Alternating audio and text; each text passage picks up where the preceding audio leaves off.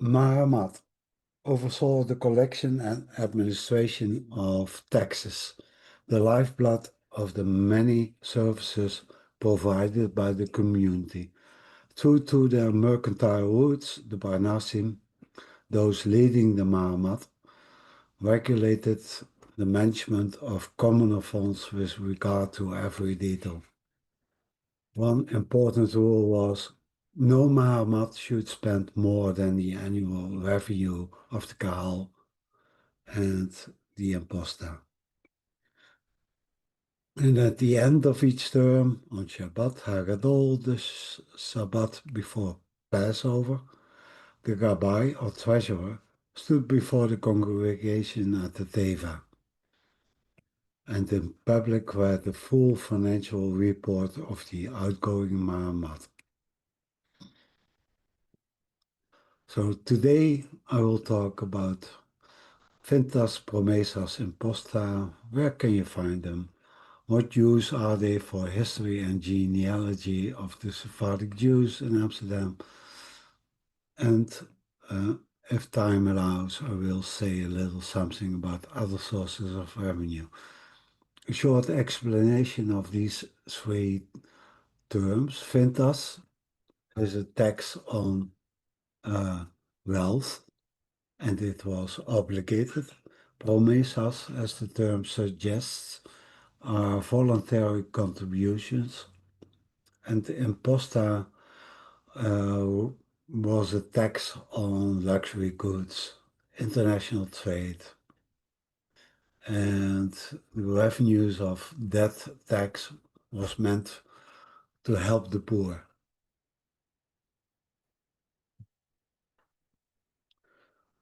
So taxes were levied on the members of the community who had to be of Iberian origin.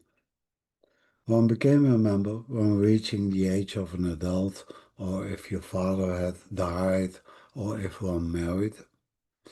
Only males could become members. If one came from Iberia directly, a male had to be circumcised, women underwent a ritual bath, all received some form of religious education or re-education, and every member had to pay taxes if he had sufficient means.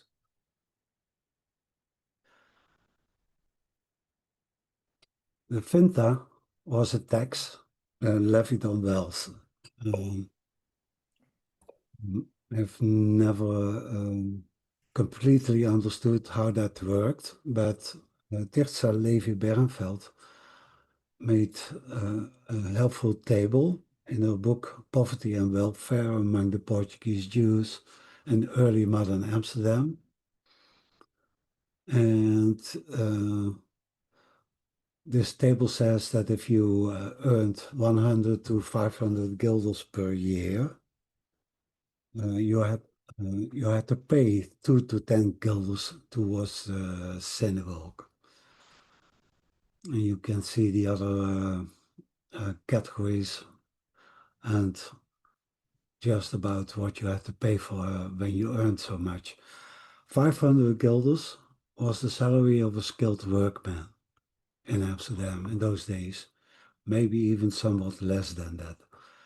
So it was enough to live from with a family, but only just.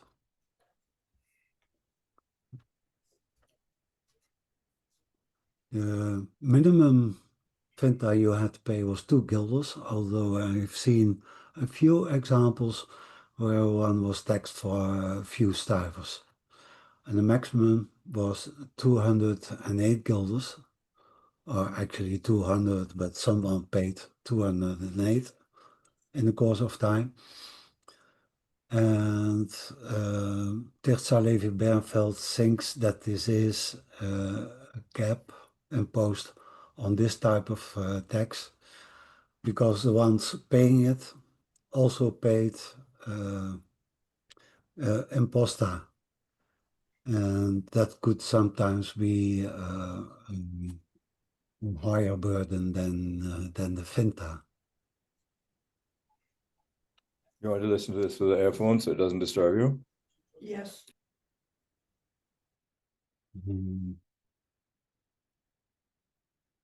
So there's a thing in the Portuguese Jewish community of Amsterdam that's called, that I name first time Finta payers. Every year, everyone who was admitted to Finta and thus admitted to become a member of the community was listed. The list tell us your name, the amount you had to pay per year for Finta, an amount towards Bet for the right to be buried there, which was only levied once, and for the Fabrica. And the Fabrica is a sum of money that was destined for the building or the maintenance of the building. And mostly you may think there about the synagogue. But around 1700, another fabrica was built on Bet Chaim. It was the Rodiament's house, where the dead were laid to rest the night before they were buried. And people could say goodbye there. These lists very seldomly mention the place of our origin, alas. You can find them in Escamot A, B, and C, the main registers of the community, the minute books of the Mahamat, which run from 1639 to 1728. In 1728, there was a major reformation of the administration of the community, and the Escamot stopped in its chair. Strangely enough, there was no replacement for these minute books, but everything was divided into different subjects, and for these different subjects there were different series of registers. Over time, one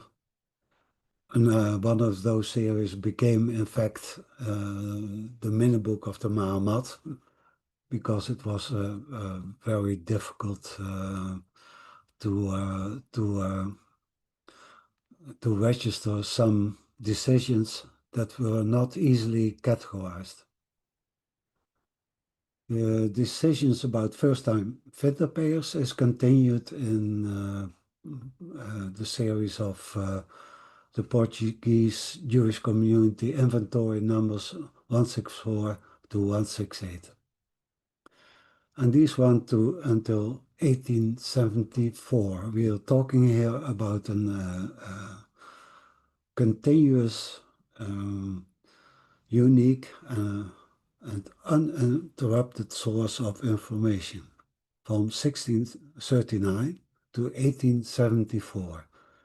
That's 235 years. It's unique, I think. I did some counting for the period 1639 to 1680 of these first-time Finta payers, and in the category 2 to 1 guilders, there were 629 heads of households. A category above that had 243 heads of households, and so on. So the majority of the people did not pay that much Finta. And the upper two categories paid more than half of what the total Finta brought in.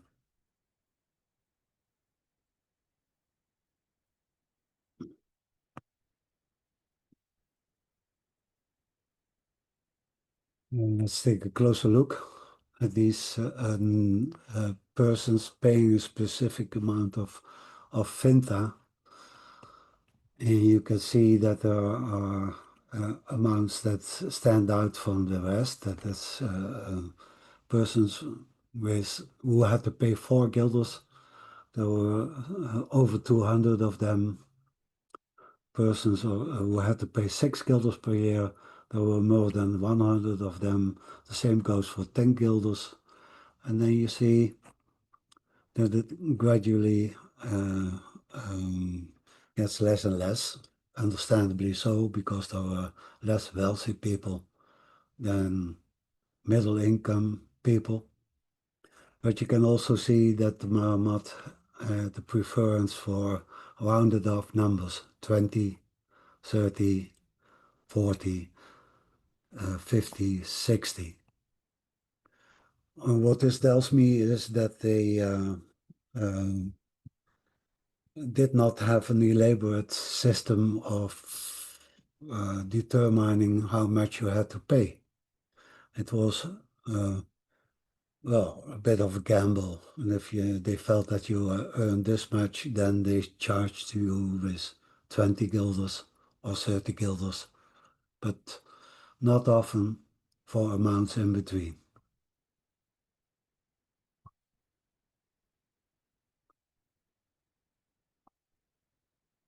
Those were the Finta payers. Do we know how many couldn't afford to pay Finta? Yes, Tirza Levi Bernfeld has another illuminating table on that subject. And the number of families failing to qualify for paying Finta varied from a 40% low to a 69% high over the years. And over the years, we may conclude that the brunt of paying taxes was carried by less than half the population. And of that half, it was the highest class earning classes that paid the most.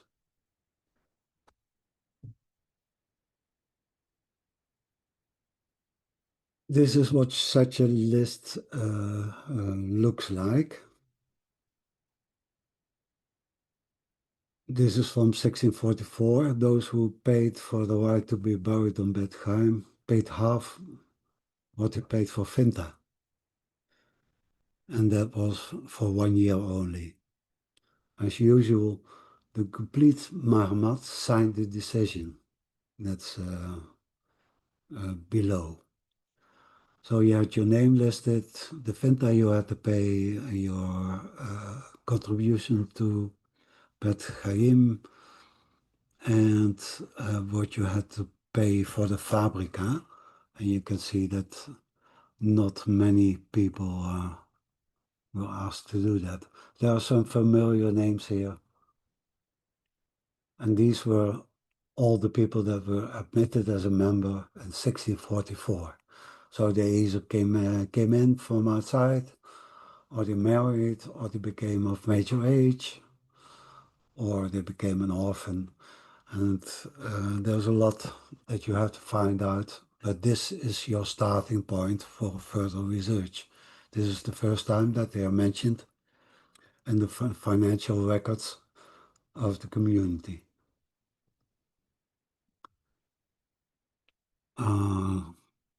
Another example, first time Finta payers of 1723. And what you see here is that some people have the amounts of money that they had to pay changed. And David Aboab Azorio, who was here, used to pay 40 guilders, but he is lowered to 36. Something must have happened in his working life that warranted that. Isaac de Abraham Bueno paid 80 guilders and is lowered to 60 guilders. On the other hand, Jacob Israel Henriquez paid 36 and he has to pay 60 now. And Joseph Teixeira de Matos used to pay 50 guilders and he is earning more, so he has to pay 80 guilders per year now. So you can see here who is on the up and who is on the down. It also means that um, these are not only first-time Finta payers, but all the changes over the years uh, also come to expression in these lists, again signed by the complete Mahamat. Very often, marriage also meant that one became a Yid, a member, and thus eligible for paying taxes. Moses Abrabano married in 1697 and immediately began to pay his share in the communal burden. The marriage ban is here, and in the same year, he has to pay for the first time. And here his name is Moshe de David Abrabano Aredes. So that's extra information that you can gather from these lists. Then, over time, there were periodical reassessments of Finta. These had to happen every 3 years. And if there was no decision about the reassessment, technically, the taxation of members had to stop because there was no decision. So they had to reassess the Finta every 3 years, or they made the decision to keep the old list and keep it as valid for the next period of time. Apparently, not all these reassessments have been preserved. These reassessments were done by Parnassim and Velios together. Velios are persons who used to be Parnassim, but are not active now.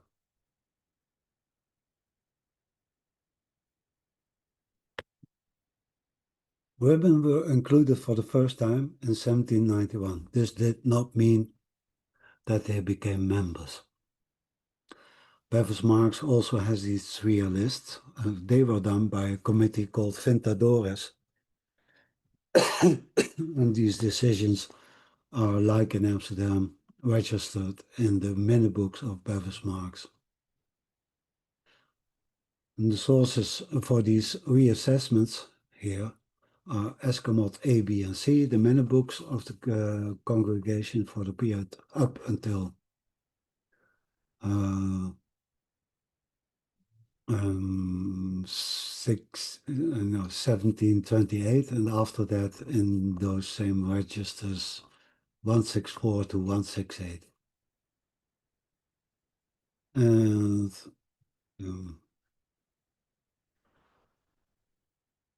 I made a graph with the help of ChatGPT. And this graph represents the data point at which reassessments were taken. The first one dates from 1675.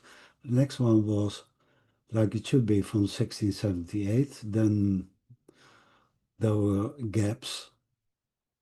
Before 1700, there were 3 in a row, like it should be, and then there was another gap, and so on. And what you see is that gradually the Finta deliver more money to the community. And you see that in the 17th century it fluctuates, in the 18th century there's a growth, and then you see a decline. The decline is not as big as might seem from this graph because the bottom line is 6,000. So in 1871 or something like that, there was still more than 6,000 guilders hold in, but it's a decline nonetheless. But you have to keep in mind a few things. The first one is that These were random years, so if we had picked on other years, the results might have been different. Uh, this concerns only Finta, while there have been other resources who might have compensated or might have gone down also in the 19th century. We don't know that yet. And the third one is that there was a creeping inflation in the 18th century, and it was so slow that it was imperceptible for the ones living in those times. But in 1700, a salary of 500 guilders could get you by, while in 1800 it meant poverty.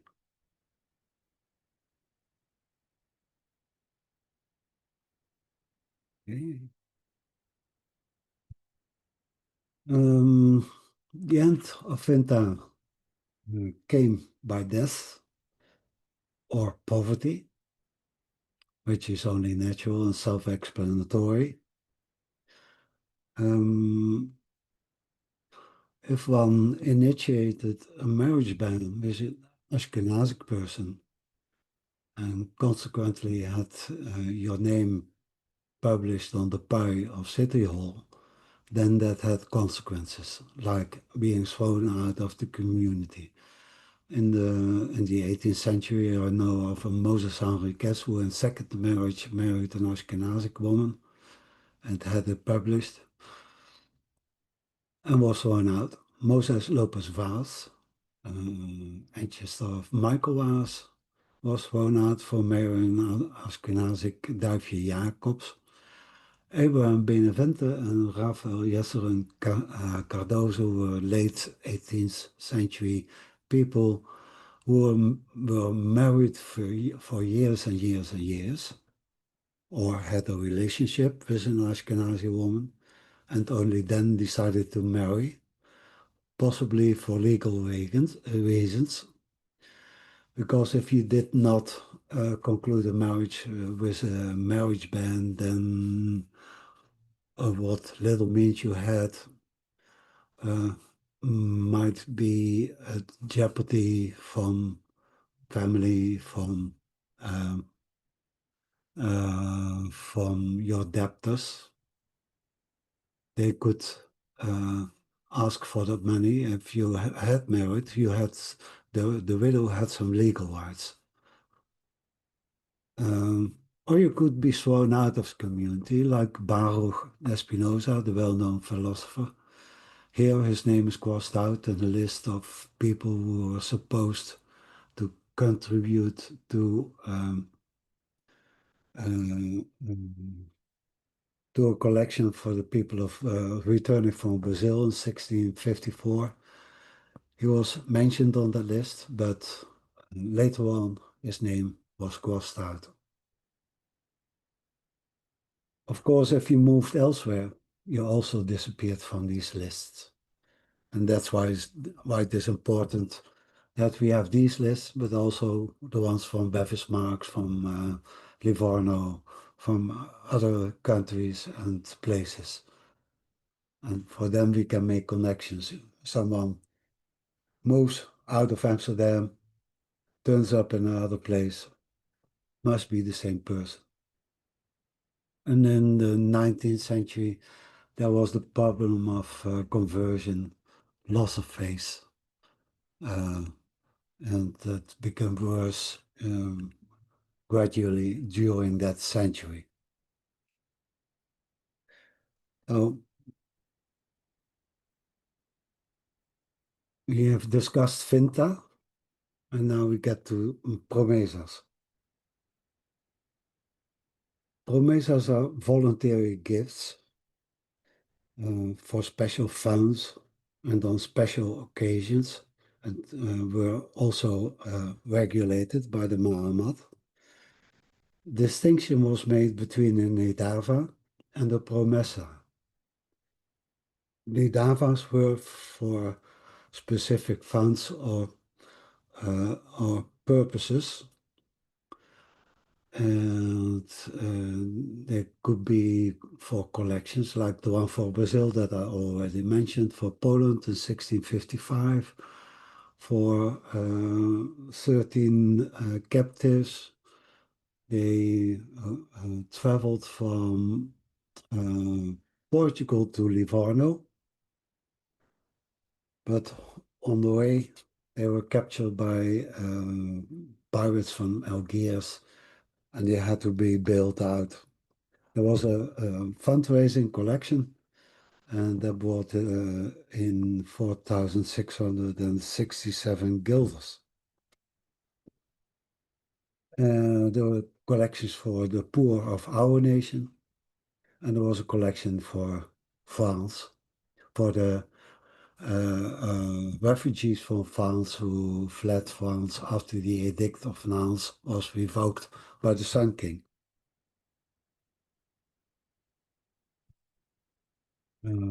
A lot of people turned away, Protestants, but also Jews, and among others to Holland. And this collection brought in nearly 4,700 guilders. And the heading is for the one for Brazil, which delivered 5,620 guilders to help those who had fled Brazil and had left everything behind. Not everyone was so unlucky, but a lot of people were. I found one reference in the journalen to this money that was to be distributed among the poor from Brazil. And it says that they are not listed there, but in a separate list. And of course, that separate list has disappeared from the earth. If only they had copied it into that register, we would be very happy.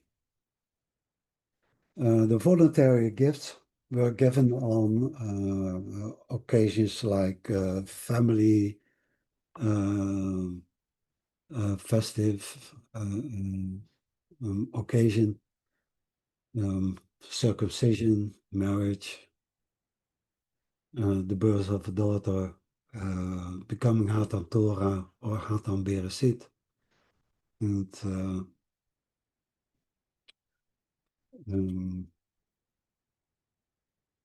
there were also collection boxes in the synagogue for Terra Santa, for the Cativos, and for Bikur Holem.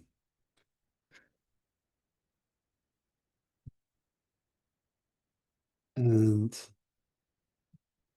the collection for Brazil, which was held on the 13th of September 1654, as a surprise because Baruch de Espinosa did pay. What you are seeing here is a scoop. I've not found this mentioned anywhere. And it might well be the last interaction that Baruch de Espinosa had with the synagogue, apart from being thrown out by the Gerem later that year. But he paid 5 stivers, sorry. He wasn't that rich.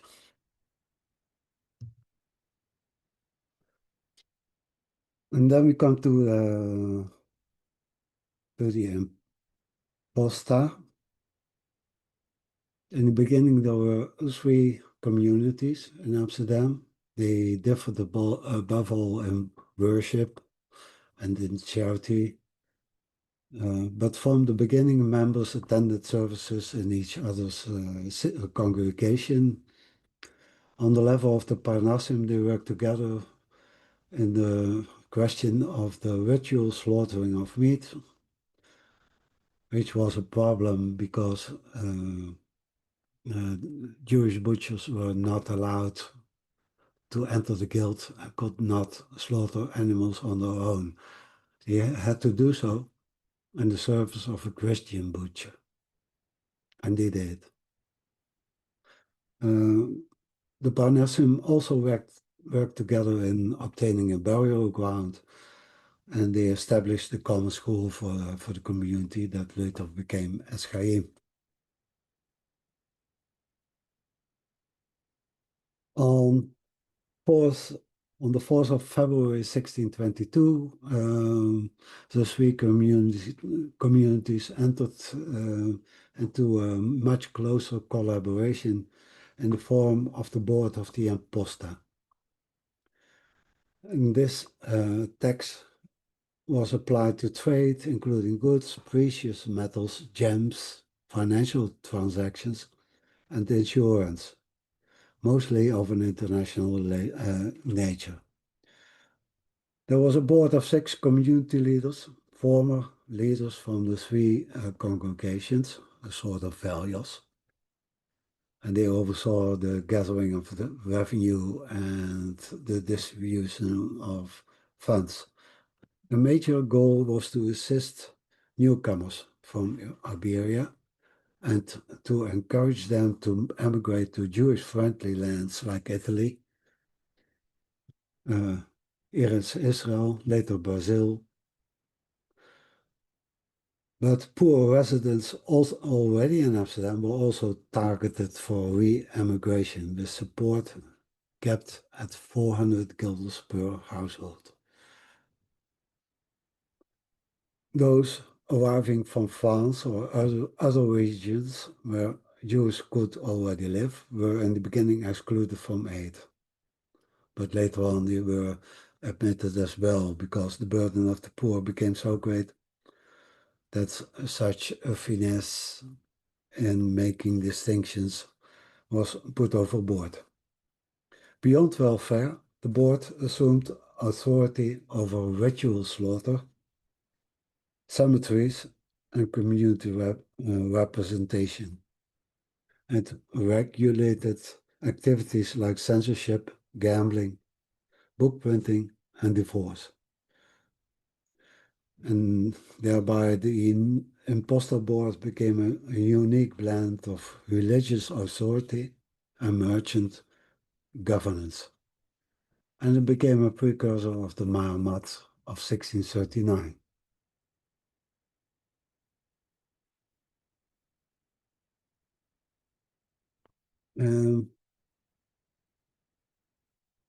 The board of the Imposta levied, no, let me start again. So we talked about Finta, Promesas, and Imposta, and one sort of person was not supposed to turn up in those lists, Tudescos. They were not of Iberian descent. And yet we here have Abraham Cohen do Brazil, who is in a later year called Abraham Cohen Tudesco, and again Abraham Cohen Tudesco.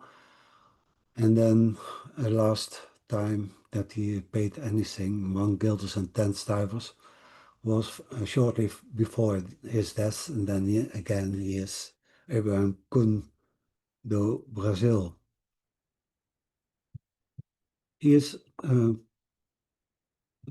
origins are unclear. He went to Brazil circa 1642, became a broker, traded in slaves, resisted the return of Portuguese governance, helped his fellow Jews in the crisis of 1654 to escape from Brazil.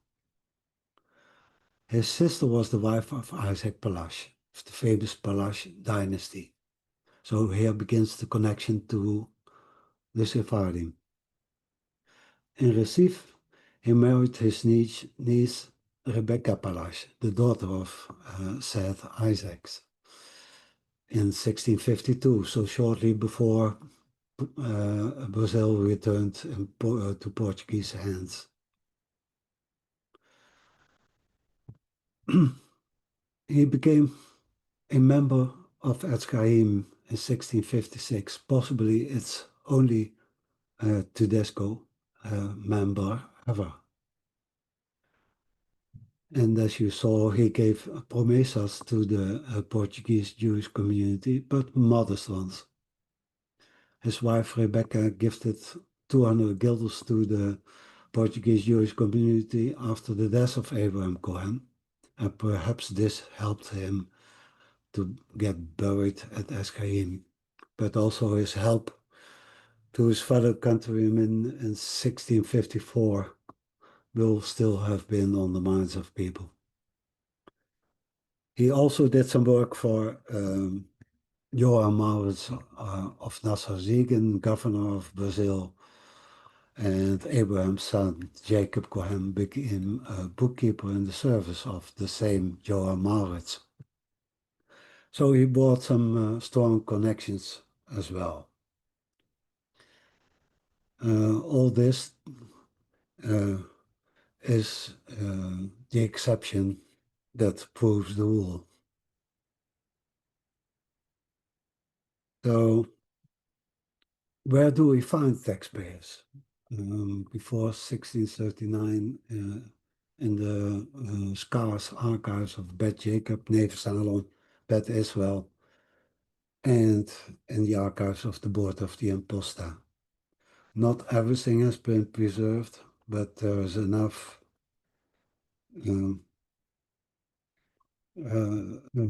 left to make us happy and to make historical researchers happy. And then after the uniao of the three communities in 1639, there's only one archive left, that of the congregation Talmud Torah. We all know this congregation as the synagogue today. And in the picture you can see that the structure of the archives is nicely reflecting the history of the community, and the first three communities have a different chapter. Then there's the archive of the board of the Imposta, and lastly there's the archive of the Parnassim of Talmud Torah. This is the first Finta list that I could find. It's from Beth Jacob, and it's from 1614, which is also the first year that the records of any community began.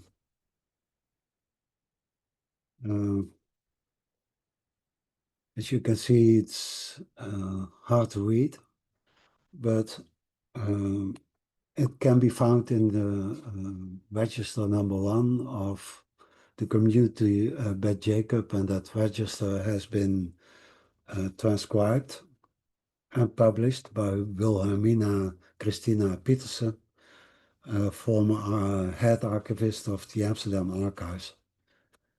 And the book is no longer available. You may find it secondhand, but if you want a digital copy, send me an email.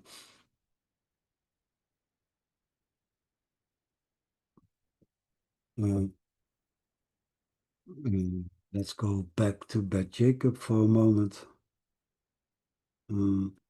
As I said, there are some more registers from Beth Jacob. One of them is no longer available to us because of its poor condition, and what is left covers the years 1618 to 1623 and the years 1631 and 1632, which leaves us with large gaps in the record. Neve Salom. There's only one register left from this community, and luckily for us, it contains memberships lists from 1620 to 1639, yearly lists, and sometimes twice yearly. So if we were to transcribe them all, then we have the membership of Neve Salom complete from 1620 on. I could not find out what is paid here, because the lists do not say what they concern. It's just money owed by the members to the community. The description of this register in the inventory of the archives says that it's about promesas. Maybe it says somewhere that these were promesas, but I can't find it anywhere. So to my mind, these could also have been Fanta payers. No matter what, we have these lists. The last of the three is Beth Israel. There's one minute book, and that contains promesas by members for Terra Santa from 1618. And you see that list grow from maybe 9 people to eventually 30 people. It was not a large community. But of course, Finta payers weren't the only members. And somewhere in the 1630s, Beth Israel gave its permission for the Uniaal, and that decision was signed by all the community members. And it's to be found in that mini book. So that might be a nice project for transcription too. Only those are signatures, and these are very difficult to read. Then there are 2 financial registers containing the Promesas and Finta, and they cover the years 1626 and 1639. On the one hand, you have entries for each member every year, in which the promesas are given per member. And at the end of each year, there's a Finta list of all the community members. So here we have a complete membership from 1626 to 1639. Given the scarcity of the archives of these 3 communities, I think that's not a bad result. Only someone has to do it. Transcribe it, turn it into Excel sheets, make it searchable, and publish it. Then there's the board of the Imposta, and 2 registers here are the most important one, the minute book and the journal. Both cover the years 1622 to 1639, when the board of the Imposta was finished.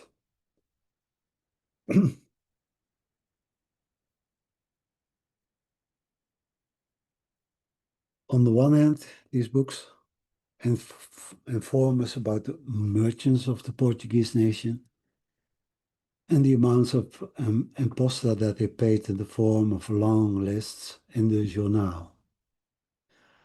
I could not find a suitable translation for the term journal, but it's a financial register, and it has long lists of merchants and the amount of imposta that they paid.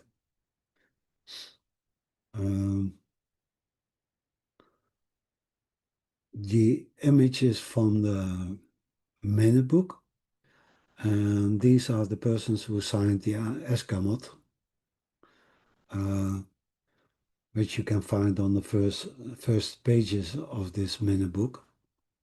And to the left you see the Mahamat of Bet Jacob, 5 of them, and they all signed. 5 panas from Neve Salom, and 4 panasim of Bet Israel. And they had only 4, or maybe there's a very faint signature at the bottom, right?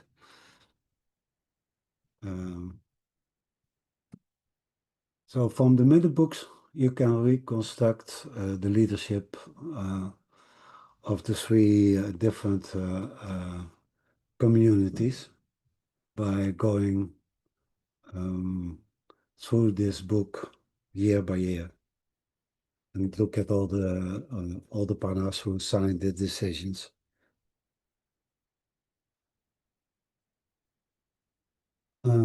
These registers also inform us about the poor of the nation.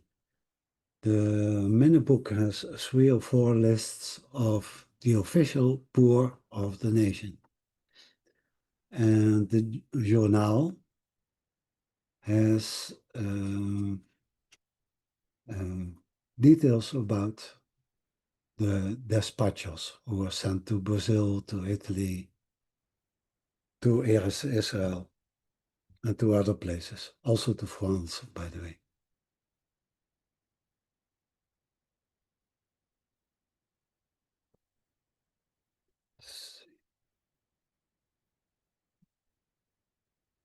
Here's an example of a list of merchants paying Imposta in guilders, stuivers, and pennies. This is but 1 year, but half of that list. And there may have been another list for the same year. We see again some familiar people here. Members of the family Abavano, Abadana, Monsanto, Kundelara, and to me an unfamiliar name, Jacob Kozim.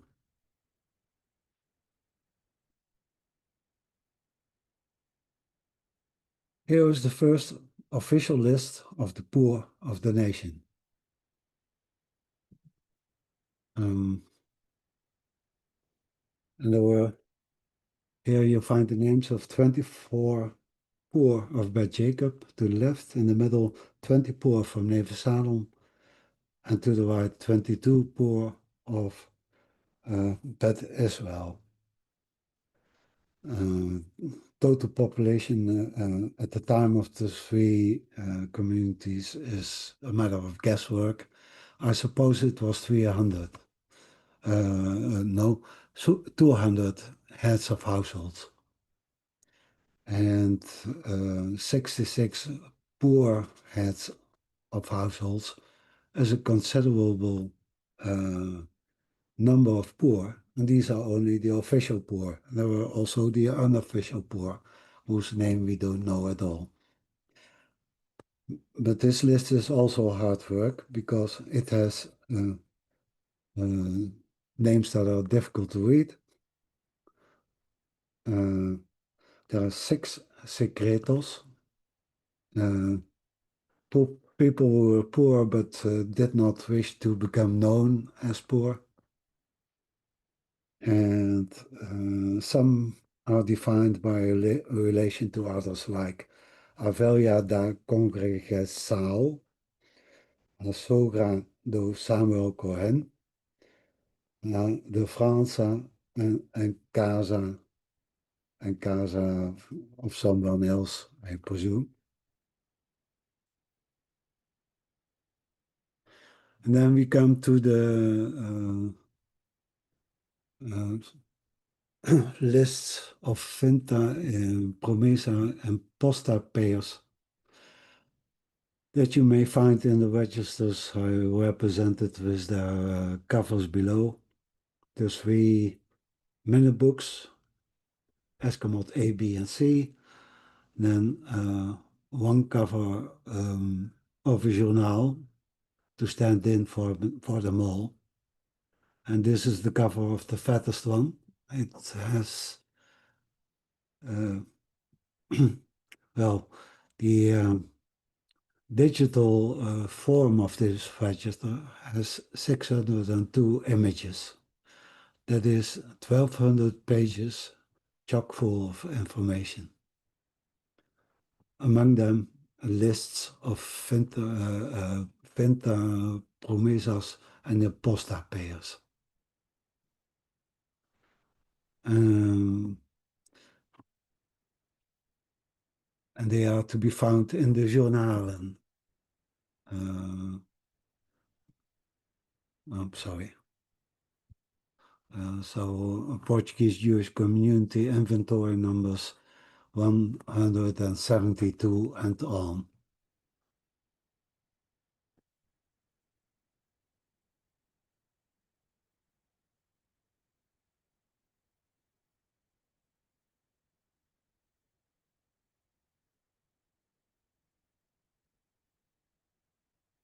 Then we have the lists themselves. There are, in the beginning, multiple lists in the first register. After that, there are 3 lists per year in the following registers. From 1660 until 1690, there are 2 lists per year.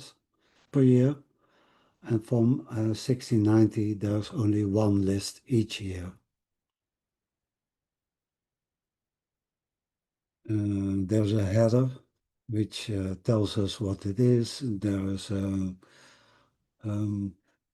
summing up of what Promesas brought in, of what the Finta brought in, and what the Imposta delivered. And you see that those amounts are roughly equal within a short range. The lists themselves are alphabetically on a given name. I'll come back to them later after I close the PowerPoint. Looking at those lists, it is nice to not only look at the header, but also at the end of the list, because sometimes newcomers are mentioned here, like below here you see Jacob Oeb. Could be that he was forgotten when the list was written down. It could be that he just came in from somewhere else and now has to pay for the first time, and there was no room in the list after the letter O. But what you also find here are women who paid, in this case, promesas, so voluntary gifts. So there were women who are willing to give, and who had the money to give. They were mostly widows, except this Leah Abanyakar and Esther Jezuren, the Alcobasa. And sometimes this takes up half a page, and sometimes no women are mentioned. The main thing is that after someone died, a husband died, who brought in money, and if there was something left, then the widow often chose to give some to the community in the form of promesas. So these names are different for each year. I put all the revenue together. What you see here is the Finta, the Promesa, and the Imposta all added up together, and what that represented over the years. So this is what you can do with those lists. You can turn them into hard data and into graphics that tell you more about the community. You see peaks around 1675, 1710, 12, and then late in the 18th century, there's another peak. There was one year that I could not find data for, so that's why the line goes to 0. But then there are a few more years left. And sadly, these lists end in 1735. In the header it says 1653, but I started counting somewhat. Oh yeah, I started counting in 1653. But there are some lists from before that time, which I didn't get to in time for this talk, 1639 to 1653. And they will have to wait until a later time. Historians often say that after the synagogue was built in 1675, the community went into decline. And it looks like that shortly after 1675. But if you look at the rest, the revenues slowly but surely get higher and higher. And above all, the general trend is up. So in 1720, nearly 35,000 guilders were brought in. And after 1735, it's still possible to continue with this graph, but then you need other sources. Above all, the manual or the ledger, or ledgers of the community. There you find the total sum of the revenue of the Imposta, of Finta, and of Promesas. Now, it's possible to say something about the history of the community by such graphics. What I also wanted to do was add up the individual taxes per year, Finta, Promesa, and Imposta, but I didn't get around to that. But I'm sure that will be insightful as well. And what more can you do with these lists? Ton, it's 1 hour now. Hmm? It's 1 hour you've been talking. Yeah, we are nearly at the end. Okay. I'll show you one more thing that you can do with such a list. You can make a timeline. In this case, I did it for David Palash of the Palash family. This is, he starts to pay in 1620 until 1622 to Neve Salom. Then there's a gap. I presume that he was elsewhere, maybe The Hague, maybe in France, where he did some ambassadorial work, but he returns as a member of Beth Jacob. And from the Imposta lists, it appears that he is from Beth Jacob. And there's one list in Beth Jacob that confirms this. You can also see all the different spellings of Palash. And then there's some more. In 1639, there's the switch from the board of the Imposta to the Journal of the Portuguese Jewish community. He continues to pay taxes. And it's always 15 guilders Finta, which sometimes is given twice a year, 7.5 guilders.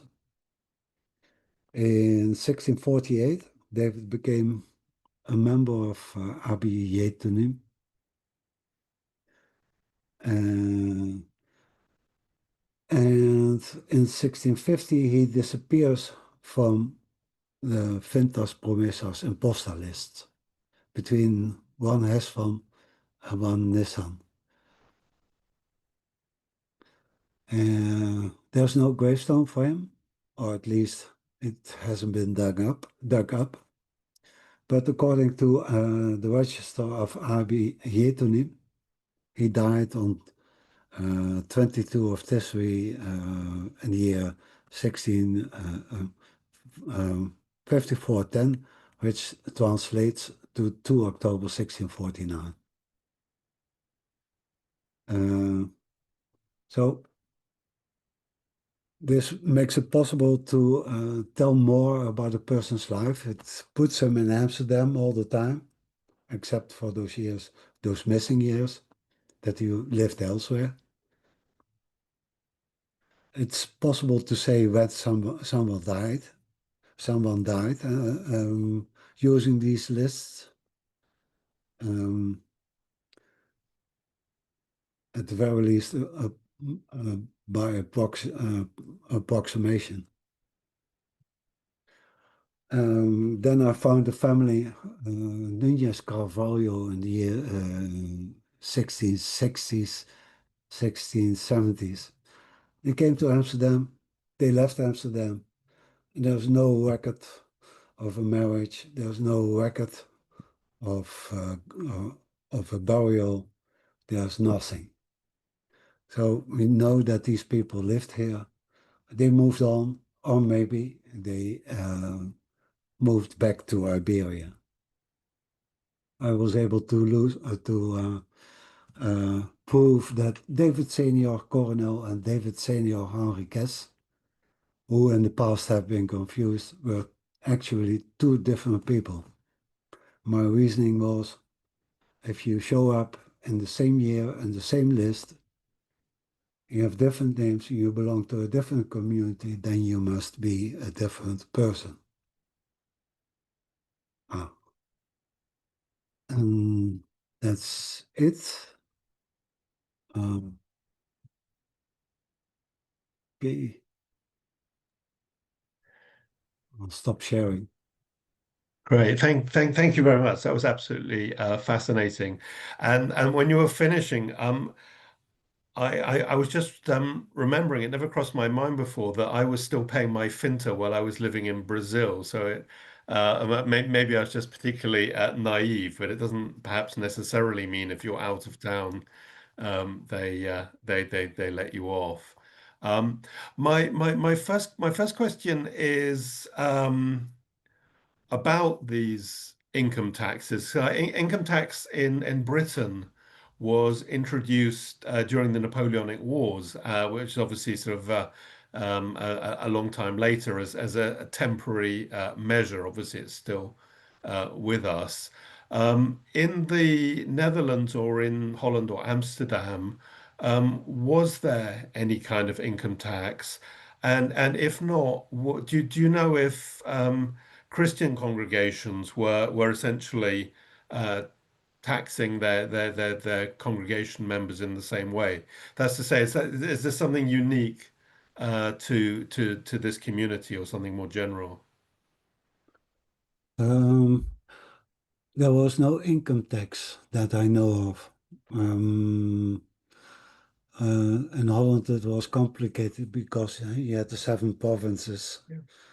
and each province was supposed to contribute to the general well-being, to defense mostly, to the army.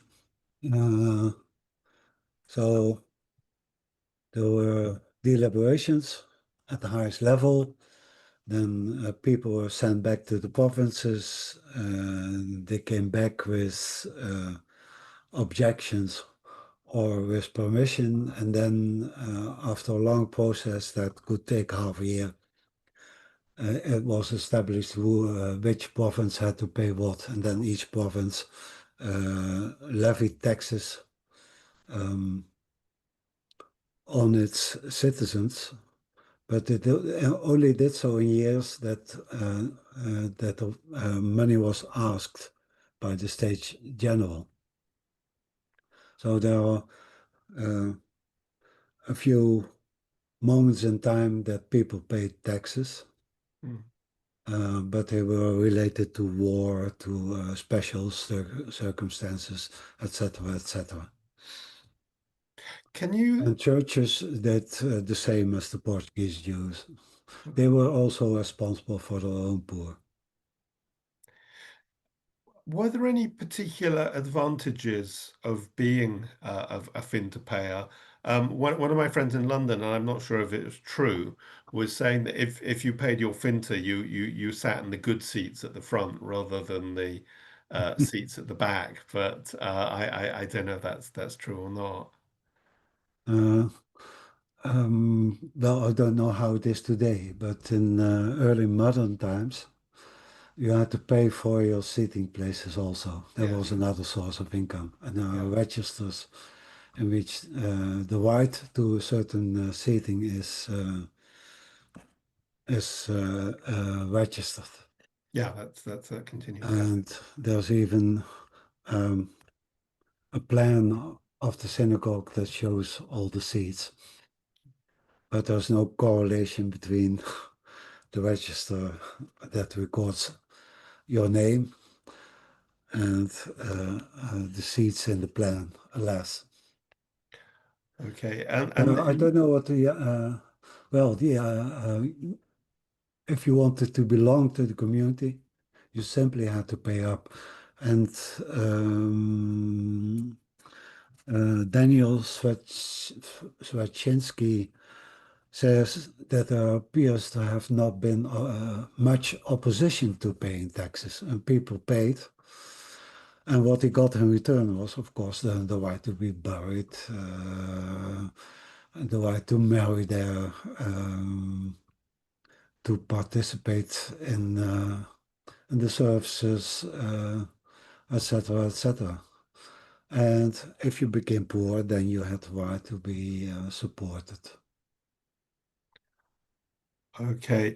And I just noticed that the Finta or the revenue seemed to be especially high during the French Revolutionary and Napoleonic Wars. I don't know if that's because the rich had to pay more to support the poor, or that was just a coincidence.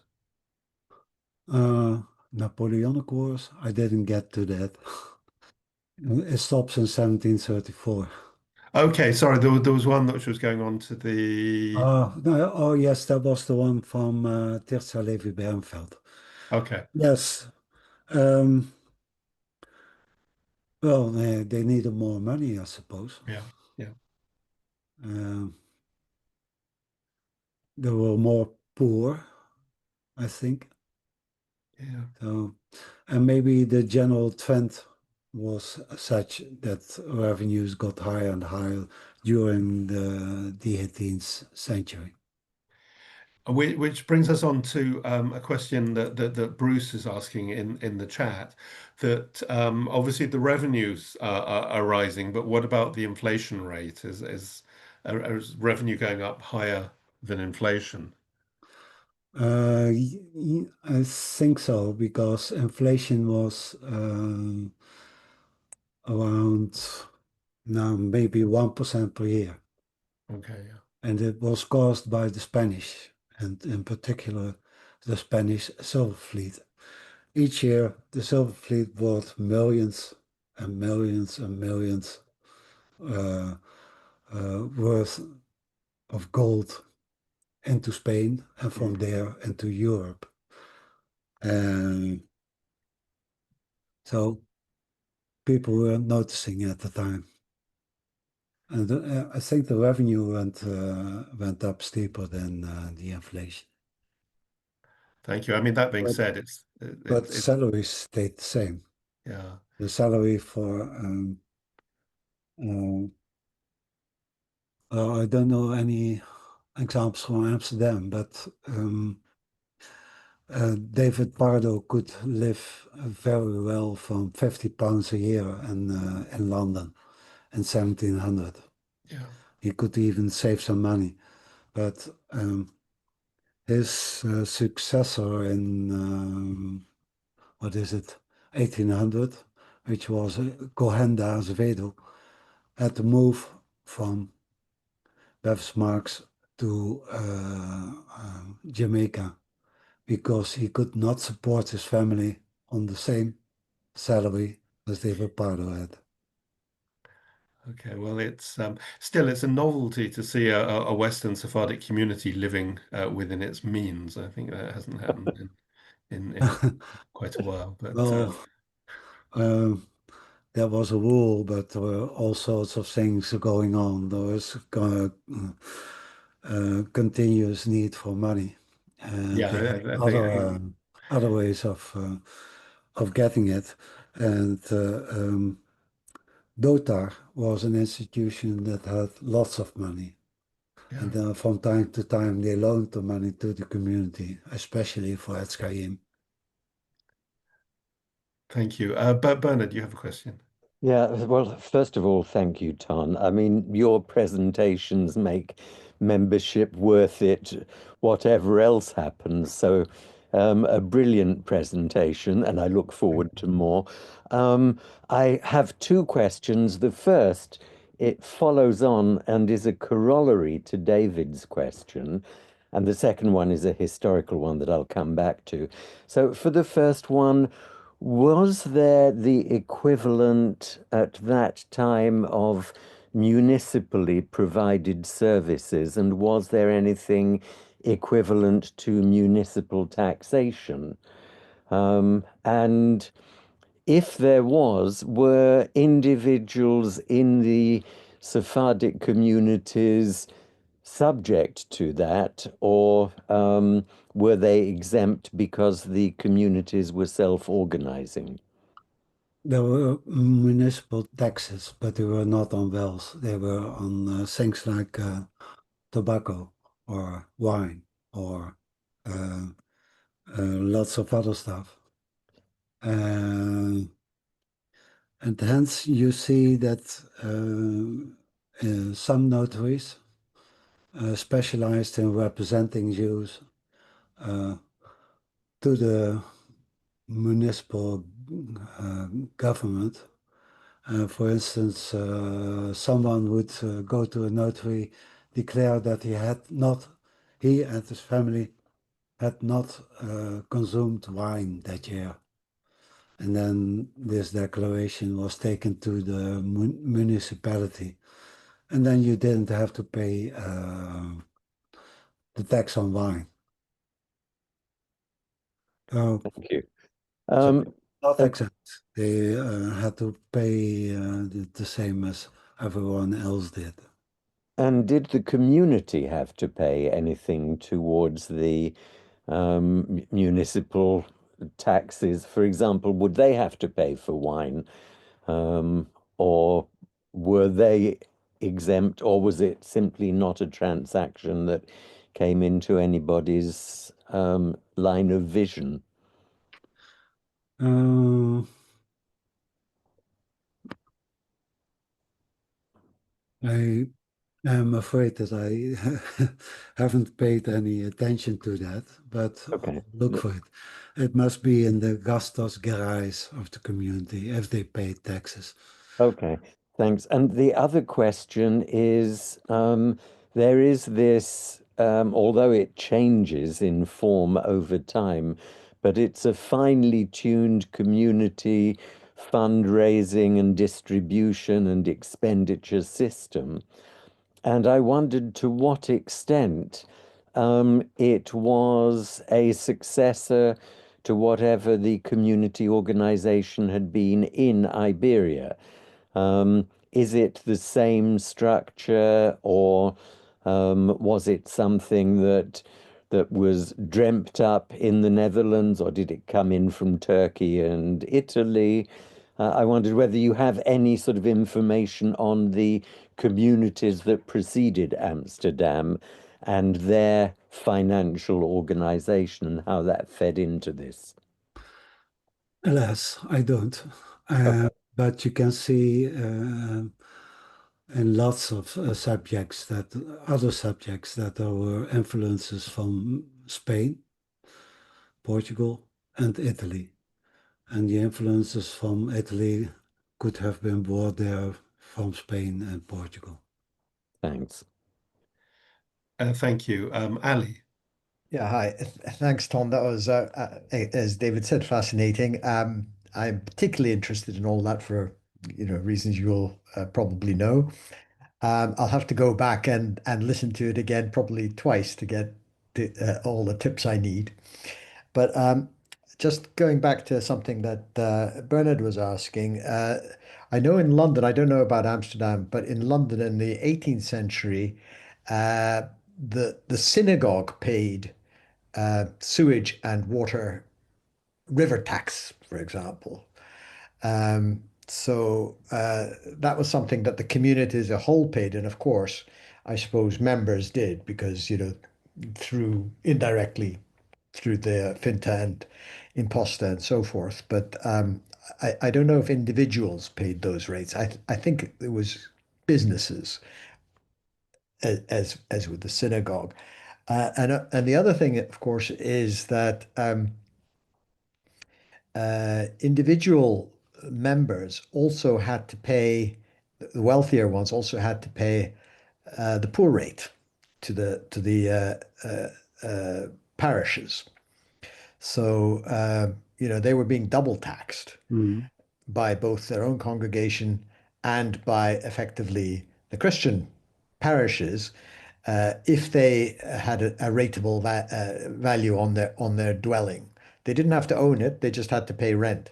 And if it was rated, then they also paid a poor tax. So that was something. And the other thing I wanted to mention was you were saying about Swaczynski was saying that people were happy to pay the tax.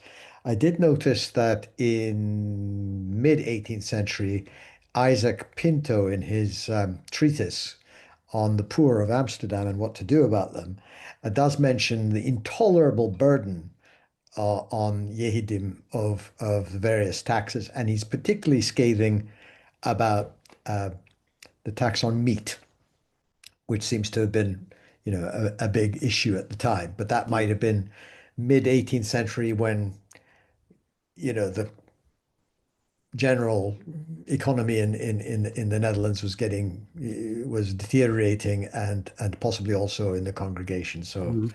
that might have been just a specific thing then. Yeah, that's interesting. I think we need to look at this again from the viewpoint of did he make those statements before or after he lost his fortune? So I'll take a look at it. I think it was before because it was when he was still the Gabbai Mm, in 1748. So I think yeah, that was before he lost his fortune. okay.